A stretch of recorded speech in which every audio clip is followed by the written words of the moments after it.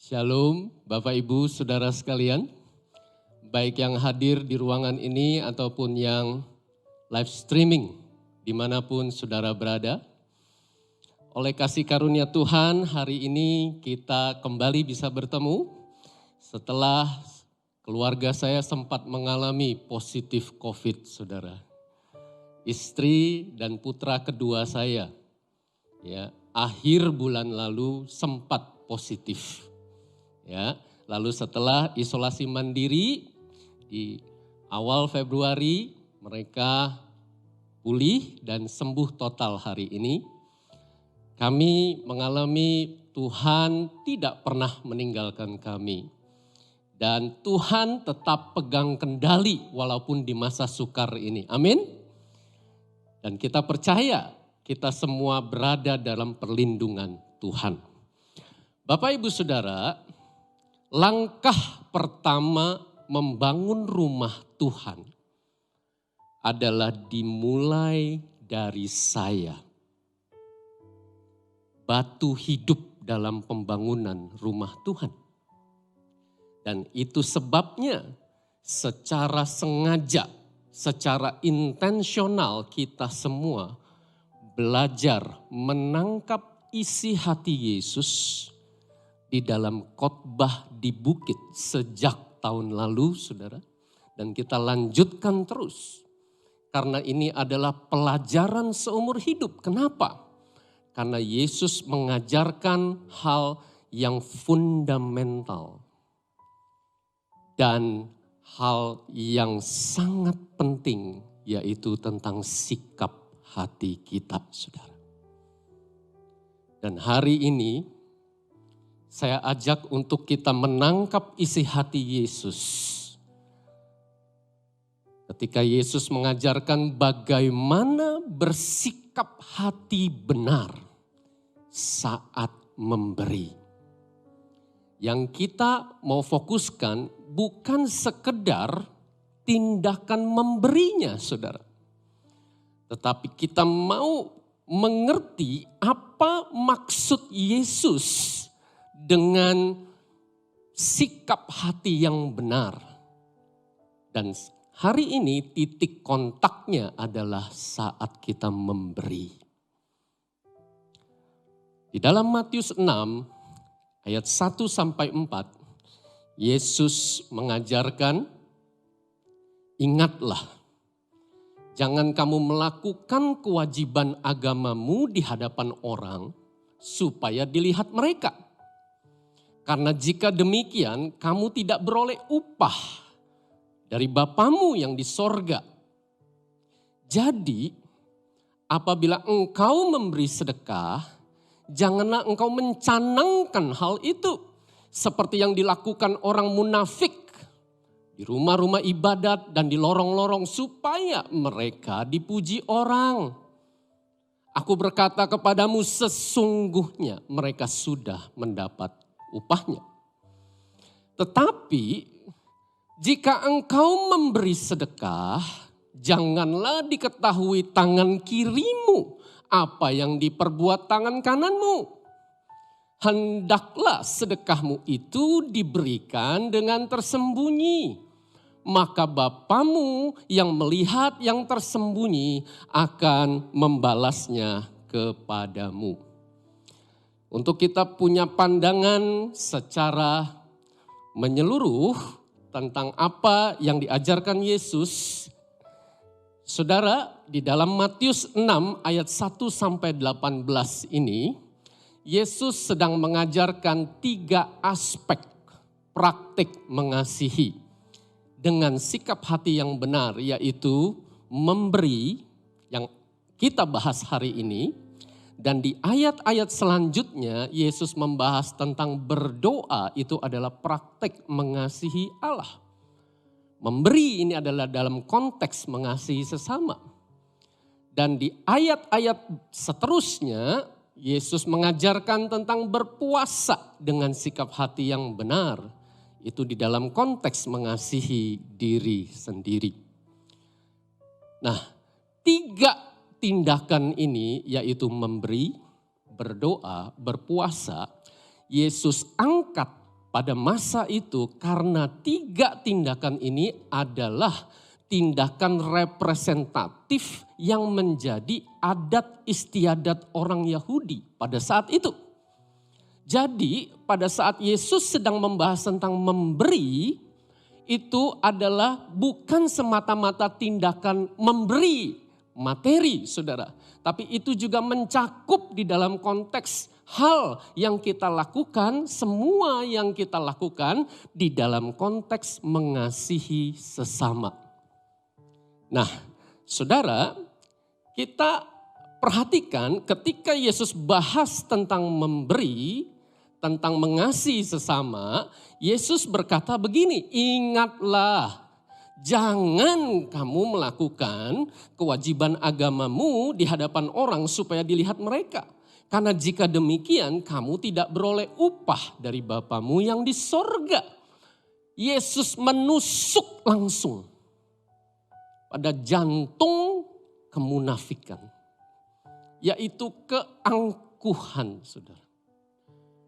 Karena pada masa itu dan sebetulnya bukan hanya pada masa itu. Ini menjadi tantangan setiap murid Kristus ketika memberi atau praktek melayani sesama dijadikan alat untuk aktualisasi diri, saudara. Yang akarnya adalah keangkuhan. Nah, saudara, mari kita akan perhatikan bahwa maksud Yesus saat kamu memberi itu, yang benar itu bukan sekedar tindakannya, tapi kamu ngerti enggak ketika Yesus mengajarkan di dalam Matius 12 ayat 7a. Jika memang kamu mengerti maksud firman ini, yang ku kehendaki ialah belas kasihan. Dan bukan sekedar korban, bukan sekedar persembahan, bukan sekedar tindakan memberinya. Nah, jadi maksud Yesus adalah belas kasihan itulah inti dari memberi. Substansi pokok yang gak boleh gak ada saat kita melayani sesama, yaitu ketika kita melihat ada kebutuhan dan ada kerinduan ilahi untuk kita berkontribusi, untuk kita membantu, untuk kita menolong, itulah yang disebut dengan melayani sesama, itulah mengasihi, itulah tindakan memberi yang murni, belas kasihan, mercy. Dan itu datangnya dari Tuhan. Tapi saudara, yang terjadi di lapangan, saudara, pada kenyataannya justru pelayanan, tindakan memberi, tindakan melayani sesama itu jadi alat, saudara, untuk mencapai agenda pribadi. Dan itu Yesus tentang, itu munafik, itu tidak benar, itu jahat di mata Tuhan.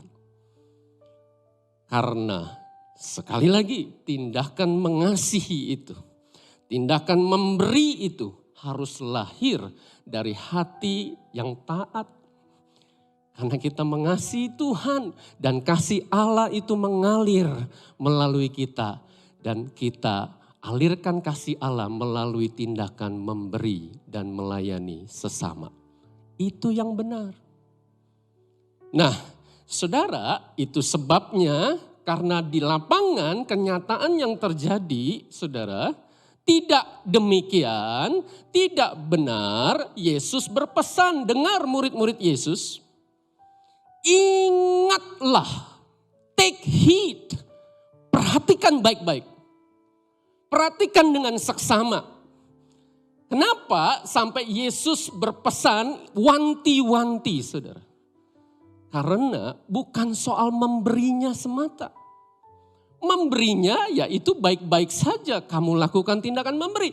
Tetapi kalau kamu lakukan dengan motif yang salah, itu serius di mata Allah, saudara.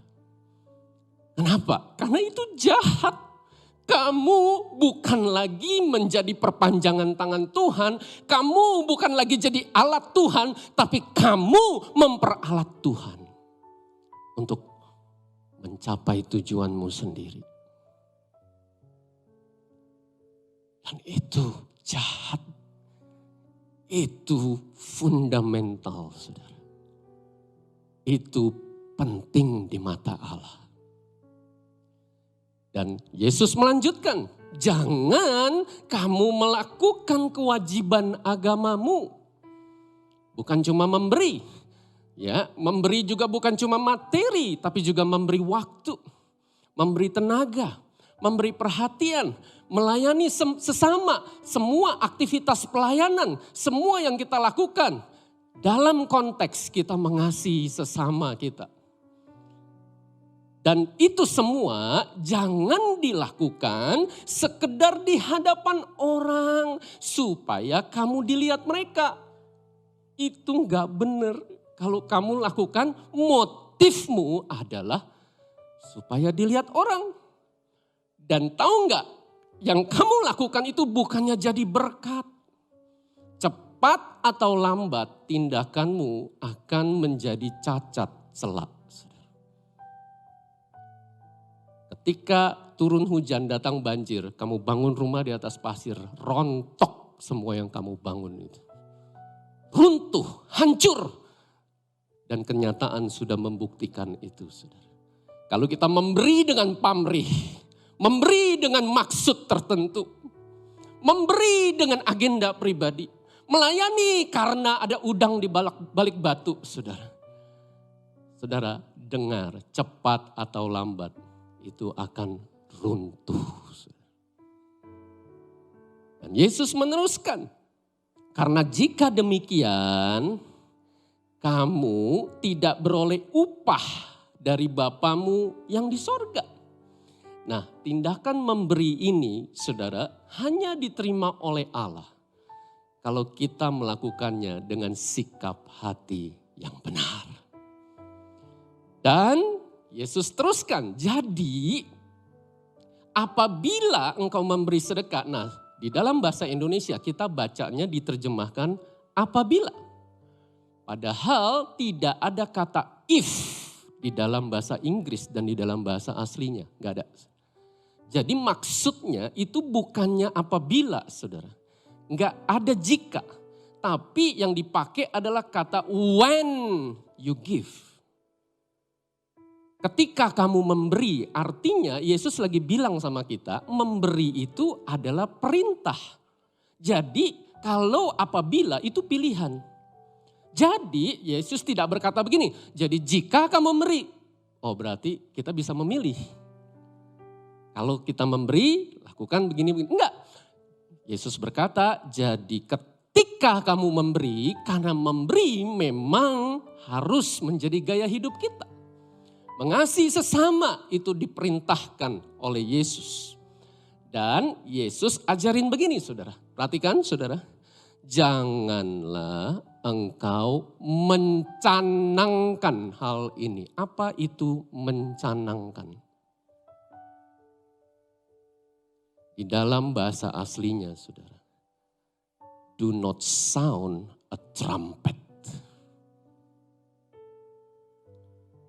Karena pada masa itu, saudara, orang Farisi saat memberi, mereka membiasakan diri, saudara.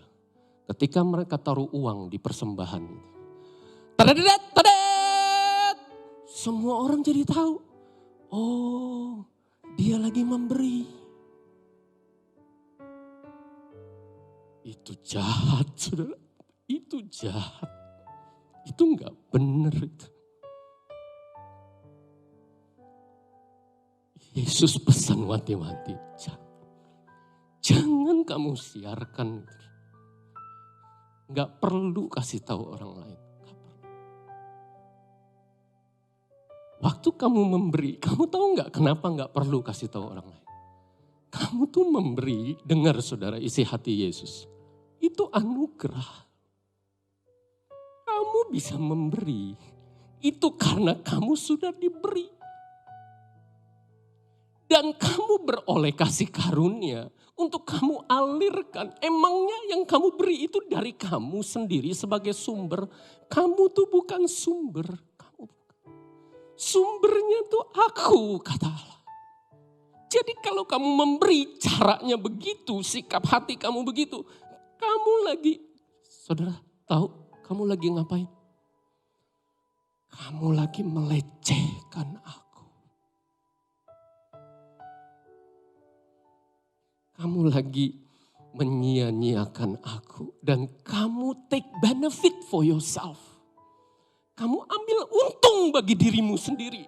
Itu keji, tahu gak?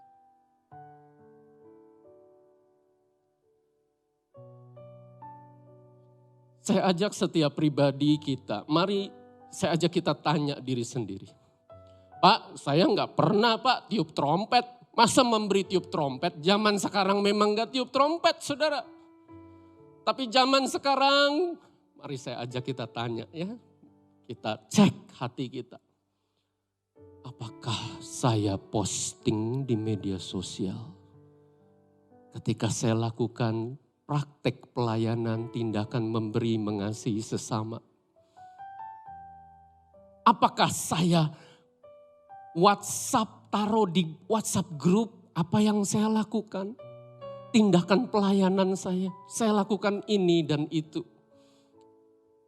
Apakah saya jadi pengumuman, menyiarkan, kasih tahu yang lain. Oh, saya lakukan ini loh, saya lakukan itu dan seterusnya.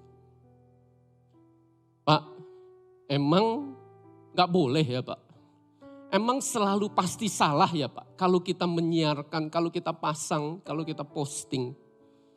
Bapak Ibu Saudara, tidak selalu berarti salah.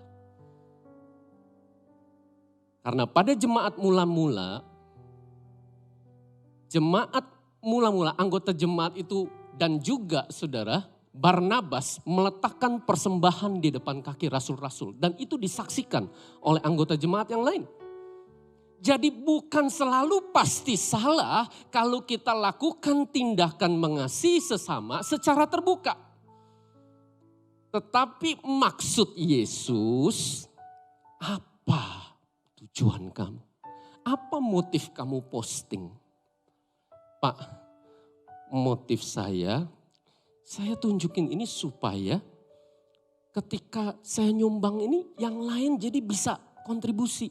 Mau ikutan silakan. Oh, itu baik. Kalau semata-mata motif kamu posting supaya yang lain bisa mendukung. Pak, kalau saya WhatsApp-nya di kompak gimana Pak? Supaya apa? Supaya teman-teman kompak saya bisa dukung dalam doa. Kan kita perlu saling bangun, kita perlu saling support. Oh, itu baik sekali saudara. Dan itu bukan sesuatu yang salah. Tetapi dengar saudara, kasus Ananias dan Safira itu berbeda saudara. Mereka juga meletakkan di depan kaki rasul-rasul. Tetapi Allah tahu apa sikap hati mereka yang mendasari mereka melakukan itu. Dengar murid-murid Yesus, Allah tidak bisa dibohongi. Dan dari sinilah kita tahu betapa seriusnya Allah melihat hal ini. Kenapa? Karena Ananias dan Safira langsung mati di tempat.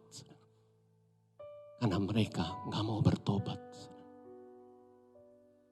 Murid-murid Yesus, engkau yang dengar kebenaran firman ini. Dan ketika setiap kita mengevaluasi hati kita.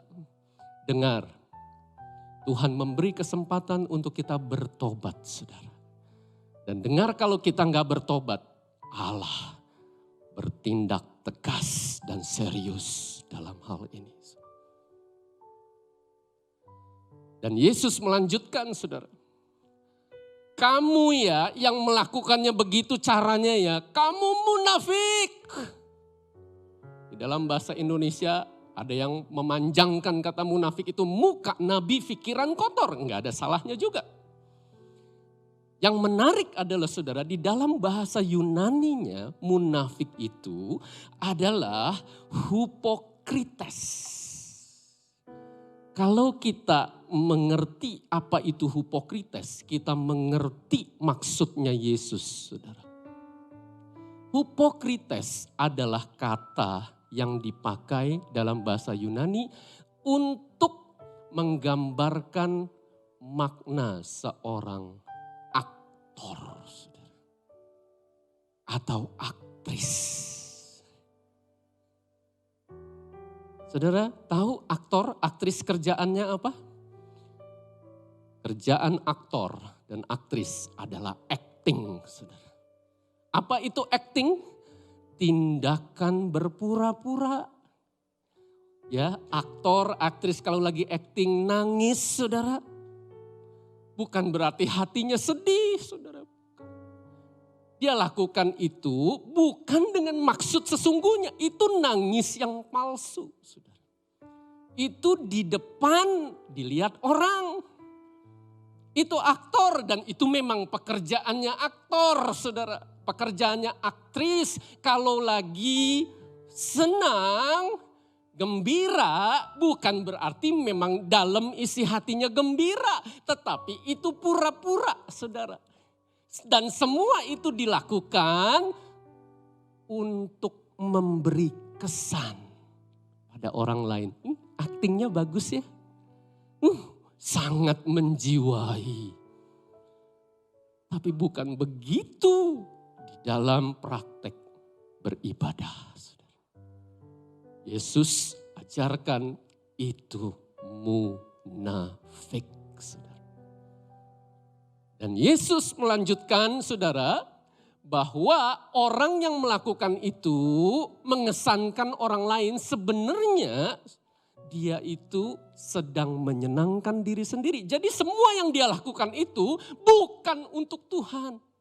Bukan karena mengasihi sesama, tetapi itu adalah ego. Itu adalah tindakan keangkuhan berpusat pada diri sendiri. Untuk mencapai tujuan sendiri, untuk mencapai kesenangan sendiri, untuk mencapai apa yang saya mau. Bapak, Ibu, Saudara sekalian, mari saya ajak untuk kita masuk lebih dalam. Apa sesungguhnya yang membuat ini jahat, saudara? Yesus bilang, kamu begitu supaya dipuji orang. Kamu jahat karena kamu manipulasi. Tindakan memberi, ibadah, pelayanan, mengasihi. Semua yang kamu lakukan itu untuk kamu dipuji orang. Ini di dalam konteks bukan sekedar kita menerima pujian. Kalau saya nggak dipuji berarti nggak apa-apa dong Pak. Nah saudara, dengar, tangkap isi hati Yesus. Maksud Yesus, kamu tuh lagi melakukan pelecehan ibadah. Untuk kamu gunakan itu jadi alat mencapai tujuan pribadi kamu. Apakah itu supaya kamu dipuji orang atau supaya kamu punya tujuan politik tertentu di dalam gereja? Atau kamu mau supaya orang-orang yang kamu beri itu tunduk sama kamu? Atau supaya kamu punya pengaruh tertentu dengan kamu lakukan itu dan seterusnya. Bukan begitu kata Yesus. Bukan begitu, itu enggak benar. Dan semua orang yang melakukan itu selesai sampai di situ. Tidak diperhitungkan oleh Allah. Karena sesungguhnya mereka sudah mendapat upahnya. Nah sekarang saudara, mari kita lihat apa yang mendasari orang-orang munafik itu melakukan demikian. Saudara, Yesus berkata, orang munafik itu punya dua dorongan yang sesat, saudara. Dua motif yang jahat, yaitu roh yang mencari pujian dari orang lain dan roh yang mencari pujian dari diri sendiri. Yesus jelaskan itu saudara di dalam roh yang mencari pujian dari orang lain itu di dalam Matius 23. Mereka pakai tali sembahyang yang lebar, jubah yang panjang, duduk di tempat terhormat di bait Allah supaya dilihat orang bahwa mereka tuh punya posisi. Mereka itu hebat, mereka itu saleh, dan mereka lakukan semua itu sebenarnya cuma mikirin diri sendiri. Makanya saudara ngerti, di pasal selanjutnya Yesus bilang, enyahlah kamu daripadaku, aku gak kenal sama kamu. Jahat kamu. Dan Yesus jelaskan di Lukas 18, orang yang demikian itu mereka bangga sama dirinya sendiri. Mereka merasa benar dan bahkan lebih benar dan bahkan paling benar dari semua yang hadir. Terima kasih Tuhan, aku bukan perampok.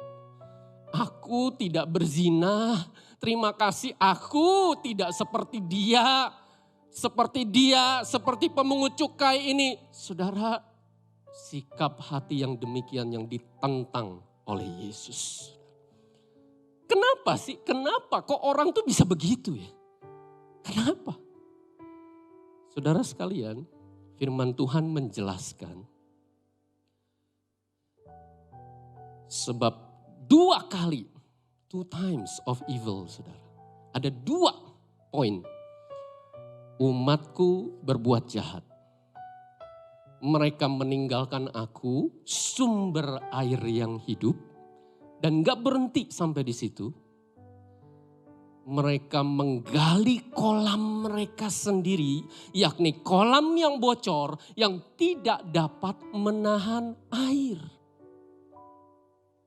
Perhatikan saudara, ada 2 tindak kejahatan orang yang demikian ini.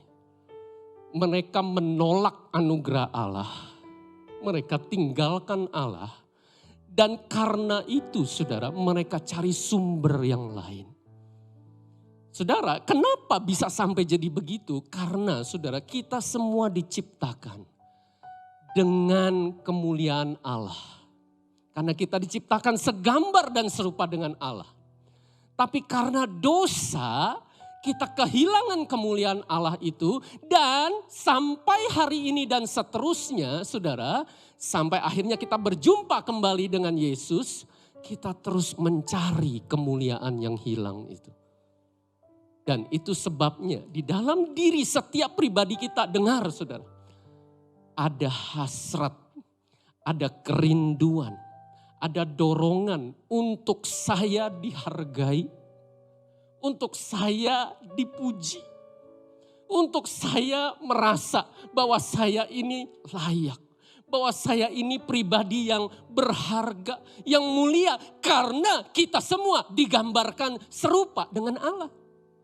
Dan sebenarnya hasrat itu tidak salah saudara. Karena itu datang dari Allah. Allah yang menciptakan kita. Yang salah adalah saudara, kita tidak mencari pemenuhan dahaga itu dari Allah. Kita meninggalkan Allah dan kita cari dari orang lain. Kita dahaga pujian, kita dahaga dihargai. Kita haus pengen dihormati, kita haus pengennya dilayakkan, dianggap hebat dan seterusnya. Dan kita juga cari dari diri sendiri. Kita bangun kolam kita sendiri. Yang tidak akan pernah memuaskan kita. Dan saudara tahu di mana jahatnya saudara? Kita lakukan 2 agenda pribadi ini. Bahkan tidak harus di luar sana. Tetapi malah di bait Allah. Saudara. Kita pakai bait Allah. Kita pakai Allah untuk memenuhi kebutuhan saya. Dengan cara saya. That is evil. Saudara. Itu yang Yesus bilang, jahat kamu. Jahat kamu. Dan Yesus menghukum kedua-duanya ini. Karena itu jahat. bertobat. Apakah saudara sadar akan kejahatan ini, saudara? Apakah saudara rindu untuk kita bertobat datang kepada Allah? Pertanyaannya sekarang, gimana caranya? Yesus beritahu caranya, saudara. Bagaimana caranya kita bersikap hati benar saat kita memberi? Yesus ajarkan di ayat berikutnya. Yaitu, tetapi jika engkau memberi sedekah, janganlah diketahui tangan kirimu apa yang diperbuat tangan kananmu. Saya tanya beberapa orang, apa maksudnya Yesus berkata demikian? Oh ya, supaya waktu kita memberi, ya sudah dilupain aja. Ya kita jangan ingat-ingat lagi supaya kita nggak mengambil kemuliaan Allah, mencuri kemuliaan Allah. Kita jadi merasa bangga, merasa hebat. Ya itu benar saudara. Itu adalah termasuk di dalam apa yang diajarkan Yesus ini. Dan hari ini kita mau menangkap sebetulnya apa yang sesungguhnya Yesus maksud. Waktu tangan kanan kamu memberi, tangan kiri kamu nggak usah tahu. Itu bicara tentang respon, saudara. Ketika kita mengasihi sesama, ketika kita melayani sesama, ketika kita memberi oleh tangan kanan, tangan kiri kan juga ada di dalam kendali saya. Dan saya memilih, saya berespon untuk saya tidak menerima pujian dan kemuliaan yang menjadi respon orang lain terhadap apa yang saya lakukan. Ini penting saudara. Dan bagaimana Pak kalau ternyata yang kita lakukan memberi itu, waktu kita mengasihi, waktu kita melayani orang-orang itu, terus mereka jadi terima kasih, mereka puji-puji, mereka menyanjung kita. Saudara dengar, caranya adalah alihkan segala pujian itu. Belokkan kemuliaan itu milik Allah. Hanya kepada Allah. Itulah yang menjadi respon yang benar ketika kita menerima pujian. Dan bahkan puja-puji, sanjungan dan kemuliaan. Ini diteladani oleh Paulus dan Barnabas di Kisah Rasul 14 saudara. Ketika di Listra, saudara, Paulus dan Barnabas melayani orang-orang di sana. Bahkan Tuhan pakai mereka untuk melakukan mujizat kesembuhan. Orang lumpuh berjalan saat itu juga, saudara. Dan saudara tahu apa yang menjadi respon orang-orang di sana? Mereka menyembah Paulus dan Barnabas. Mereka dipanggil, Paulus dan Barnabas dipanggil dewa. Oh dewa Zeus, oh dewa Hermes. Mereka bawa persembahan saudara. Mau mempersembahkan kepada pribadi-pribadi yang dianggap dewa oleh mereka. Dan saudara, mari saya ajak kita belajar respon Paulus dan Barnabas. Di Kisah Rasul 14 ayat 15. Hai kamu sekalian, mengapa kamu berbuat demikian? Kami ini adalah manusia biasa, sama seperti kamu. Kami ada di sini untuk memberitakan Injil kepada kamu, supaya kamu meninggalkan perbuatan sia-sia ini dan berbalik kepada Allah yang hidup, yang telah menjadikan langit dan bumi, laut dan segala isinya. Saudara, ketika kita menerima respon kemuliaan itu dan kita menikmatinya, dengar saudara. Itu respon yang salah. Dan itu serius saudara di mata Allah. Seberapa seriusnya Pak? Antara hidup dan mati saudara. Kalau kita baca 2 pasal sebelumnya di Kisah Rasul pasal 12. Itu terjadi pada Raja Herodes saudara. Ketika Raja Herodes berpidato, pidatonya itu rupanya membangun orang-orang yang mendengar, melayani mereka, mensupport mereka, dan Orang-orang yang mendengar itu berkata, ini suara Allah, bukan suara manusia. Dan mereka menyembah, mereka memberi kemuliaan kepada Herodes. Dan Herodes tidak mengalihkan itu kepada Allah. Saudara tahu apa yang terjadi? Mati saat itu juga ditampar oleh malaikat. Dan mayatnya dimakan cacing. Saya bukan lagi dramatisir, saudara. Saudara baca. Ayatnya bilang begitu. Dan diserahkan kepada setan, saudara. Di dalam bahasa aslinya. Yesus ajarkan, miliki respon yang benar. Yang kedua, Yesus melanjutkan, saudara. Yaitu kamu, ya, hendaklah sedekahmu itu diberikan dengan tersembunyi. Beri dengan tersembunyi. Nah, saudara, ini harus menjadi gaya hidup. Ini menjadi disiplin, saudara. Secret giving, silent giving, memberi sunyi, memberi tanpa gembar-gembor, memberi tanpa pengumuman, memberi tanpa kasih tahu orang lain, memberi menjadi bagian dari rahasia iman, saudara. Dan tindakan yang demikian inilah yang melatih hati kita. Ini menjaga kita. Untuk kita jaga hati kita dengan segala kewaspadaan. Dengan cara apa? Dengan cara memberi sunyi. Supaya kita melatih hati kita sebagai hamba, saudara. Pak, barusan Yesus di Matius 5 ayat 16 ngajarinnya, demikianlah hendaknya terangmu bercahaya di depan orang supaya mereka melihat perbuatanmu yang baik dan memuliakan Bapa di surga. Loh, kok ini malah Yesus masih di dalam konteks yang sama, yaitu khotbah di bukit, malah disuruh kita sembunyi-sembunyi, memberi sembunyi, berdoa sembunyi, puasa sembunyi, nggak usah kasih tahu orang. Loh, jadi ini bertentangan apa enggak sih, Pak? Murid-murid Yesus dengar. Mari saya ajak untuk kita tangkap isi hati Yesus. Yesus ajarkan sembunyi-sembunyi. Maksudnya adalah kamu tidak usah mencari perkenanan orang saat kamu beribadah. Tapi Matius 5 ayat 16, saudara. Yesus ajarkan itu di dalam konteks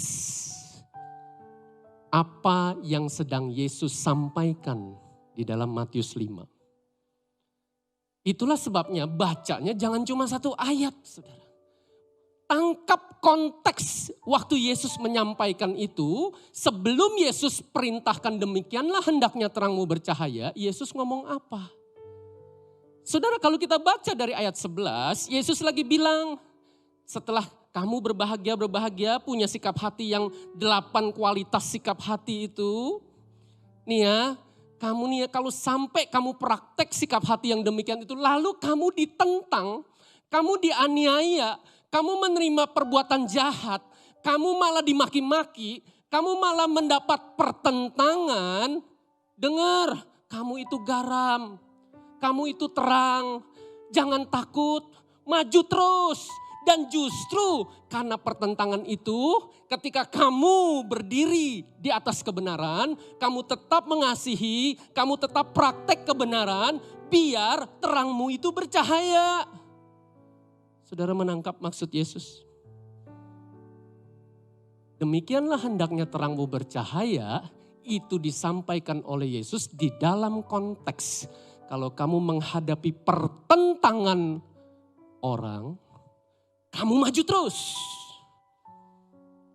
Karena kamu melakukan yang benar. Justru kalau kamu ditentang, dianiaya, kamu harus berbahagia, bersukacita, bergembira. Tetapi konteks Matius 6 ayat 4 adalah kamu sembunyi. Enggak usah cari perkenanan orang. Enggak usah cari pujian orang. Dan kalau kita menangkap ini, saudara, kita sedang membangun rumah di atas batu. Dan Yesus melanjutkan yang terakhir, saudara. Dan maka Bapakmu yang melihat yang tersembunyi akan membalasnya kepadamu. Yesus ajarkan berfokus pada Bapa.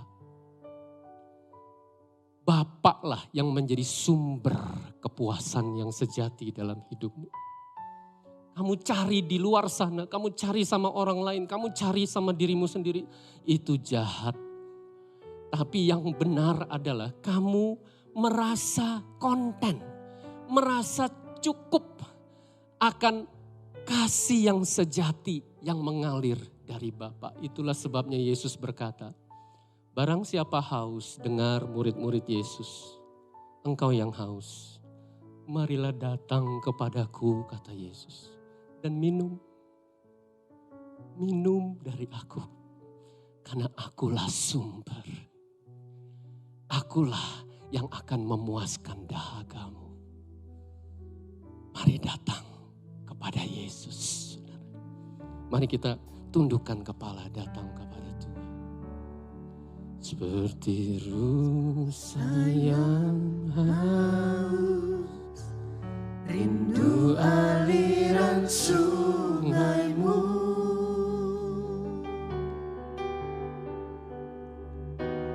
Hatiku tak tahan menunggumu.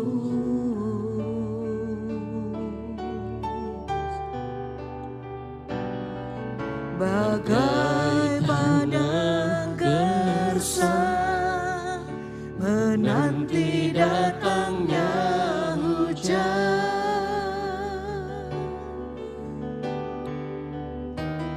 Begitupun jiwaku,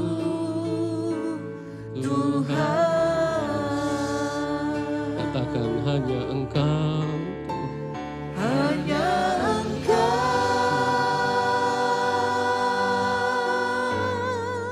pribadi yang mengenal hatiku. Tiada yang tersembunyi bagimu.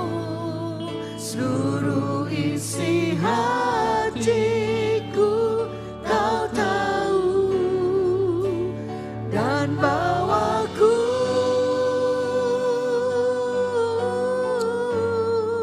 untuk lebih dekat lagi padamu, tinggal dalam indahnya dekapan kasih-Mu. Bapak Ibu Saudara sekalian, ada dua alasan kenapa seekor rusa mencari air, saudara. Alasan pertama adalah karena rusa itu haus. Maka rusa akan berlari-lari mencari sungai untuk bisa minum, memuaskan dahaganya. Tetapi bukan cuma itu, saudara.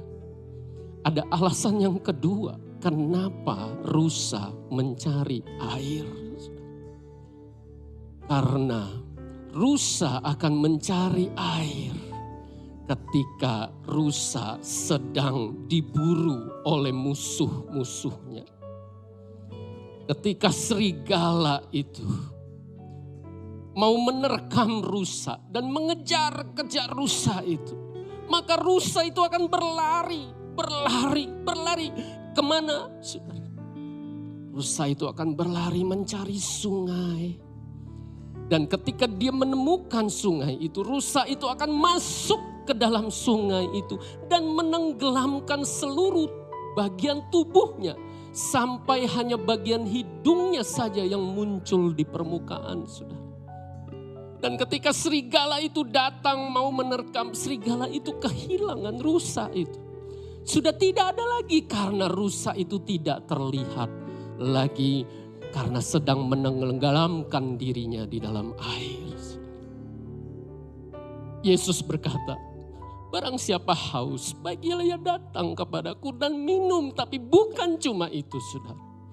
Yesus berkata, mari kepadaku engkau semua yang letih lesu. Engkau berbeban berat, aku datang. Datanglah kepadaku, aku akan beri kelegaan. Aku akan beri kesegaran kepadamu. Saudara, di masa sukar ini saudara, mari. Yesus mengundang setiap kita, datang kepadaku, akulah sumber kekuatanmu, akulah sumber kehidupanmu, akulah sumber dahagamu, akulah sumber yang memuaskan segala dahagamu, dan aku yang memberikan engkau keamanan yang sejati. Walaupun musuh-musuh di sekelilingmu, engkau aman di dalam perlindunganku. Itulah sebabnya berapa banyak saudara engkau yang mau berkata, Tuhan aku haus, aku rindu engkau. Katakan ini seperti rusa yang haus Tuhan, yang rindu akan sungaimu. Seperti rusa yang haus, rindu aliran sungaimu. Kami rindu engkau Tuhan. Hatiku tak tahan menunggumu.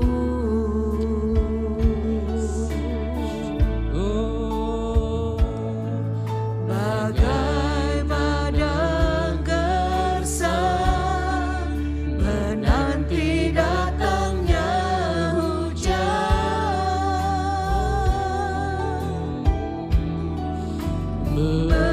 begitupun jiwaku, Tuhan,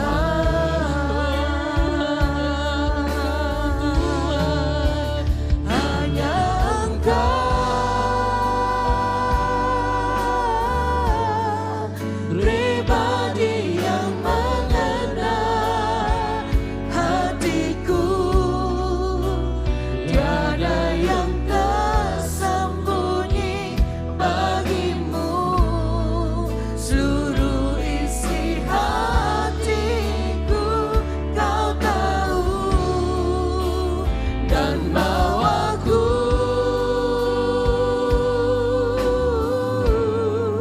untuk lebih dekat lagi padamu, tinggal dalam indahnya dekapan. Mari saya undang saudara kita bangkit berdiri, angkat tangan, datang kepada Dia, sembah Dia. Dia hadir di sini. Hanya Dia hadir di tempat dimanapun engkau berada. Dan Allah rindu memuaskan dahaga. yang mengenal Karena Dia mengenal setiap kita. hatiku, Katakan Tuhan, tiada tiada yang tersembunyi bagimu Tuhan. bagimu.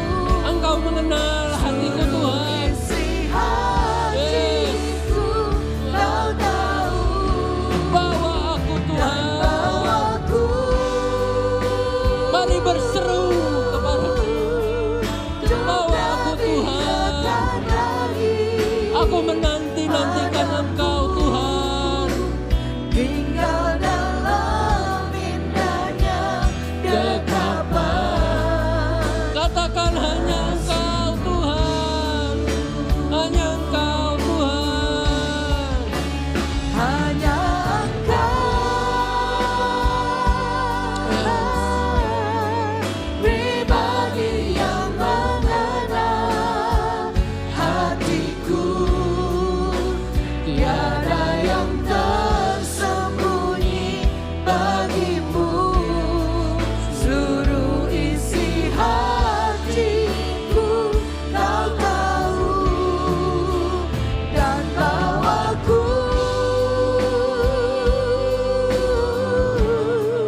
untuk lebih dekat lagi padamu, tinggal dalam indahnya dekapan kasih-Mu. Yes. Berapa banyak saudara engkau yang dengar firman Tuhan. dan Roh Kudus menemplak engkau. Dan berapa banyak engkau yang sadar, Tuhan masih ada hasrat untuk aku menerima pujian dari orang lain. Masih ada Tuhan rasa bangga. Aku merasa lebih benar, lebih hebat karena apa yang aku lakukan. Berapa banyak saudara engkau yang mau datang kepada Tuhan dan bertobat. Berapa banyak engkau yang mau akui dosamu, kesalahanmu. Dan hari ini menerima curahan anugerah Allah. Bahwa sesungguhnya semuanya datang dari Dia. Oleh Dia dan bagi Dia segala kemuliaan sampai selama-lamanya. Yes. Engkau yang mau bertobat, datang kepada Dia. Akui dan izinkan Tuhan sendiri yang melayani engkau. Tuhan sendiri yang berurusan secara pribadi dengan engkau. Bapa, terima kasih untuk firman-Mu Tuhan. Firman-Mu ya dan amin. Firman-Mu hidup dan kuat dan lebih tajam daripada pedang bermata dua manapun. Ia sanggup memisahkan jiwa dan roh, sendi-sendi dan sumsum. Ia sanggup membedakan pertimbangan dan pikiran hati kami. Dan itulah sebabnya kami izinkan firman-Mu berdaulat di tengah-tengah kami. Firman-Mu yang mengoperasi hati kami. Firman-Mu yang membedah kedalaman hati kami ya Tuhan. Masuk ke dalam relung yang paling dasar di dalam hati kami. Untuk kami semua mengevaluasi. Kami semua berkontemplasi apakah masih ada. Kami hasrat mencari pujian dari orang lain dan juga dari diri kami sendiri. Kami mau bertobat Tuhan, datang kepadamu. Anugerah-Mu yang memampukan kami. Untuk kami bukan cuma mendengar firman-Mu, tapi kami beroleh kasih karunia untuk melakukannya dalam hidup kami sehari-hari di dalam nama Tuhan Yesus. Kami berdoa untuk setiap persembahan yang kami berikan kepadamu Tuhan. Bahkan itu hanya kami kembalikan karena semuanya datang daripadamu Tuhan. Dan biar itu sebagai aliran anugerah-Mu yang kembali kepadamu ya Tuhan. Dan itu biar menjadi persembahan yang harum di hadapan-Mu. Karena kami melakukannya dengan sikap hati yang benar yang Yesus ajarkan. Mari jemaat Tuhan, angkat kedua belah tangan-Mu. Tuhan menyinari engkau dengan wajah-Nya. Tuhan yang berkenan dan mencurahkan engkau berkat dan kasih karunia. Hari ini terimalah berkat dari Allah Bapa, cinta kasih dari Tuhan Yesus Kristus dan persekutuan dengan Roh Kudus yang menyertai engkau untuk engkau menjadi pelaku-pelaku firman Tuhan dimanapun engkau berada, mulai dari rumahmu, di tempat pekerjaanmu, di lingkunganmu, bahkan sampai ke ujung bumi. Allah menyertai engkau di dalam nama Tuhan Yesus. Semua kita berkata amin.